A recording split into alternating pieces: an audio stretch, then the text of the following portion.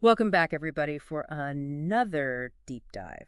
Always fun. This time, we're going to be looking at 2035, Okay. a serialized story by the Appalachian Guerrilla, Oh, and specifically Chapter 4 of that, cool. which kind of drops us right in the middle of a dystopian future. Right. Society's basically crumbled, and our main character, Tom, Yeah. is navigating this very chaotic landscape, and through his story, we're going to be exploring themes of resilience, morality, and the choices that we make when everything's falling apart. I love these dystopian stories because they always seem to reflect anxieties about where we're going. Yeah, it's like a funhouse mirror reflection. Yeah. So, okay, in this chapter, hmm we meet Tom, who is surviving. Right. And I use that word intentionally in this world that has gone pretty sideways. Yeah, the story throws us right into it. Yeah. It opens with Tom and this other character, George, Okay. walking along this deserted road at night, crumbling buildings, darkness. Right. Everything just feels broken. You can practically feel the chill in the air, right? Yeah, you can. And then we start to peel back the layers of Tom's past. Right. And he shares his backstory with George, and we learn about the economic hardship Yeah. that turned his once thriving steel town into basically a ghost town. And the story really highlights how government policies and globalization impacted his childhood. Oh, yeah. Things like cheap imports crushed the economy, Right. leading to unemployment and violence. Yeah, it's like this domino effect. Totally. Like one bad policy leads to this chain reaction that destroys an entire community. Yeah. And Tom gets swept up in this downward spiral as a teenager. He's labeled a super criminal. Ironic. Yeah, which is incredibly ironic. Yeah, this label applied to a teenager Yeah. in a broken system makes you question who society deems criminal Right. and what factors contribute to it. Right. Is he truly a criminal, or is he just a product of his circumstances? Yeah, And it's a question that lingers throughout the chapter. definitely does. He even tries to join the military to escape the situation, but injuries prevent him from serving. Yeah. And there's this kind of dark humor in how he jokes about deserving a Purple Heart despite never actually seeing combat. Yeah, that speaks volumes about the violence he's already experienced. Totally. Before the collapse, even? Yeah, but then in the middle of all this darkness, Yeah. there's this unexpected glimmer of humanity. Okay. And Tom and George, who, by the way, was initially planning to kill Tom, What? end up sharing a meal of freshly caught and cooked catfish by a campfire. That's pretty amazing. I know, right? This act of sharing amidst the ruins highlights the capacity for connection. Oh, yeah. Even in a world stripped bare, can such moments of kindness survive? That's a great question. Or will they be extinguished by the encroaching darkness? It's a very powerful contrast. The simple act of sharing food creates a temporary truce, Yeah. a flicker of human connection in this brutal world. Yeah, and then their conversation takes this interesting turn. Tom says something like, I don't need to tell you how many people I've killed. Oh, wow. But then he turns it around and asks George, how many men have you killed? Right. And George insists he's never killed anyone. But Yeah. Tom says these words, it shows. They're chilling. It's like a chilling moment. Totally. He doesn't believe George at all. Right. And it seems like he's developed this predator-like sense. Right. Like he can smell weakness. It makes you wonder what he's seen and done to develop that. Totally. And it sets the stage for what happens next. Oh, boy. The attack by this mysterious monster they call a bugman. The story doesn't explicitly say what a bugman is, but it's heavily implied that they're mutated humans. Right. Maybe a consequence of whatever caused the collapse. So they seem to represent like the ultimate threat in this world. Yeah, definitely. And what's intriguing is Tom initially just watches the attack unfold rather than immediately jumping in. Why? It's like he's analyzing the situation, waiting for the right moment. So is that cold calculation? Right. Or is it just a survival tactic? That's a great question. He even asks George if he's okay, Oh my gosh. while this bugman is trying to stab him. Wild. This scene presents this stark moral dilemma. On the one hand, we have George clinging to his aversion to killing. Right. And on the other hand, we have Tom, who's embracing this brutality Right. for survival. Right. And their contrasting reactions reveal these complexities of moral choices Yeah. in a world without order. It's like a classic fight-or-flight scenario, but with a huge moral twist. Yeah. George is freaking out, begging for help, but Tom's like, you came here to kill me, so why should I save you? That's messed up. I know, right? It forces you to consider, how far would you go? Yeah. Would you compromise your morals? Right. Or would you hold on to them even if it meant putting yourself at risk? Those are big questions. Yeah, they are. Ultimately, Tom does intervene, and he kills the Bugman with brutal efficiency. Okay. But it's his justification that gets to me. Yeah. He tells a totally shaken George that he just saved the entire community by eliminating this threat. That's a great point. Right, and that's what makes this dystopian fiction so compelling. Yeah. It forces us to confront these uncomfortable truths about human nature. Right. And the choices we make when we're pushed to the brink. Does societal collapse mean we have to shift moral boundaries? Heavy stuff. Yeah.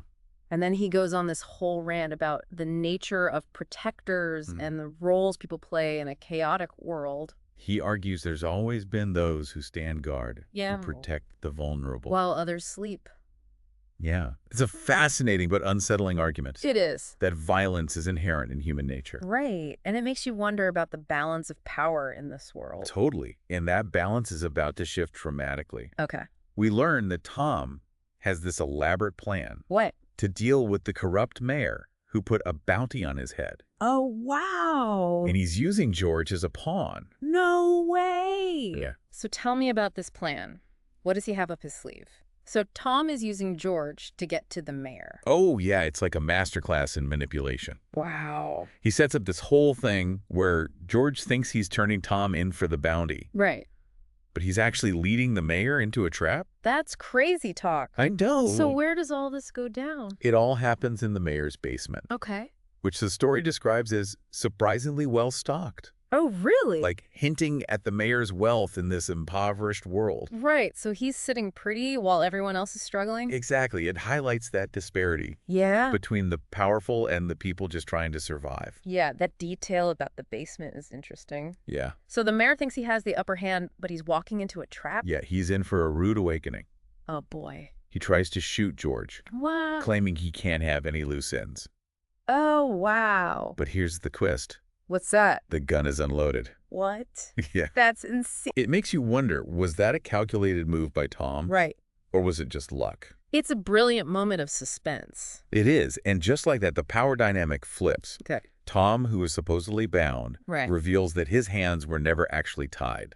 Oh, wow. And he delivers this swift punch to the mayor's face. Ooh. Yeah, you can practically hear the jaw crack. I know, it's so satisfying. It's a pivotal moment. It is. Tom the hunted becomes the hunter. Right. He drags the mayor outside where his son is waiting.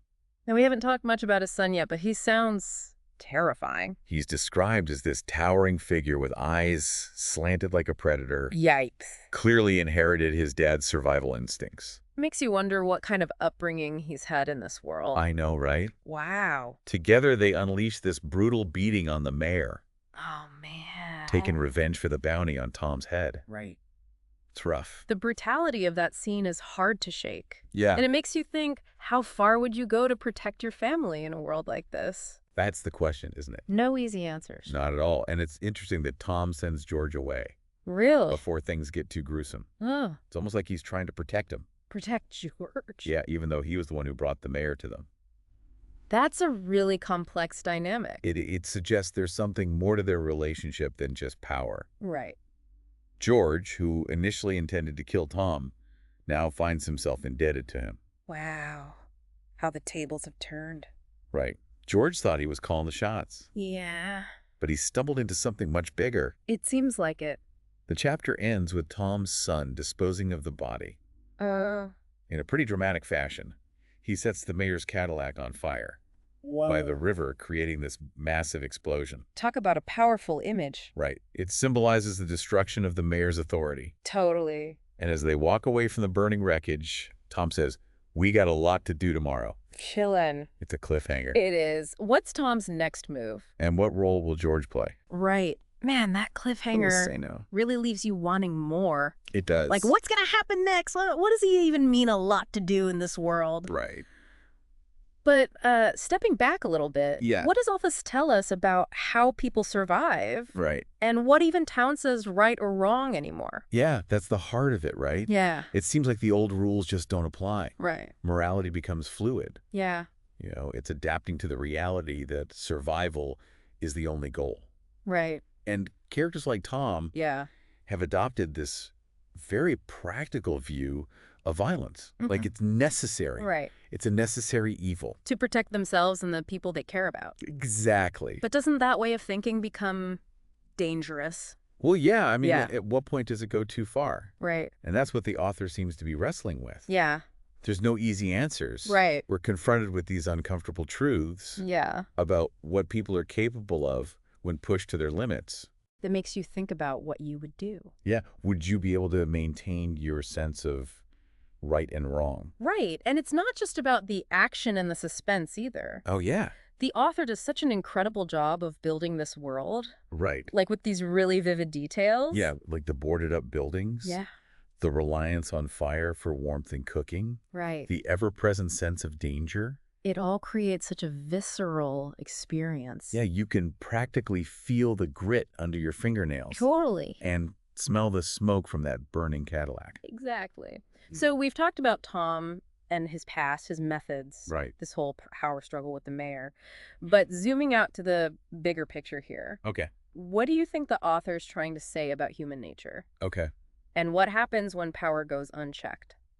I think it explores this idea Yeah. that when society breaks down, the people who rise to power are often the ones who are both resourceful and ruthless. Okay. Tom is a perfect example. You know, he's a product of a system that failed him, Right. but he's also learned to use his weaknesses to his advantage. He's almost like this twisted reflection of the authority that he despises. Yeah, precisely. Yeah. It's a cautionary tale about how power can corrupt even those who start with good intentions. Right. Has Tom, Yeah. who sees himself as a protector, Right. crossed the line into becoming a tyrant? It's the question the story seems to be asking. It is. And then you have George, Right. who represents this totally different perspective on morality. He's holding on to the values of the world that's gone. Right. He's the moral compass in this story, Yeah. struggling to reconcile his beliefs with the reality. Right. And he's forced to confront this darkness within himself. Right. This potential for violence that he never wanted to acknowledge. So he's caught between Tom's brutality and his own sense of what's right. It'll be interesting to see how that plays out. Yeah. Will he be able to hold on to his humanity? Or will he succumb to the darkness? Yeah. I guess we'll have to wait and see. Right. I think we've really unpacked this chapter. We have. Explored the characters, the setting, the themes, the moral dilemmas. It's a masterclass in dystopian storytelling. It really is. It leaves you with so much to think about. Yeah. Before we wrap up, Okay. I have one final question for you. Okay. And for everyone listening out there. If you were in Tom's shoes, facing these same choices, Right. how would you navigate this dystopian world? Yeah. Would you embrace his methods? Right. Would you try to hold on to your own moral compass? Even if it meant risking your survival. It's a powerful question to reflect on. It is. It reminds us that even in fiction, we can find these deep insights into human nature and the choices that we make. When faced with extraordinary circumstances. Well, thanks for diving deep with us today. Yeah, this is great. We'll be back soon to explore more fascinating stories and ideas. Looking forward to it. Until then, keep those minds curious.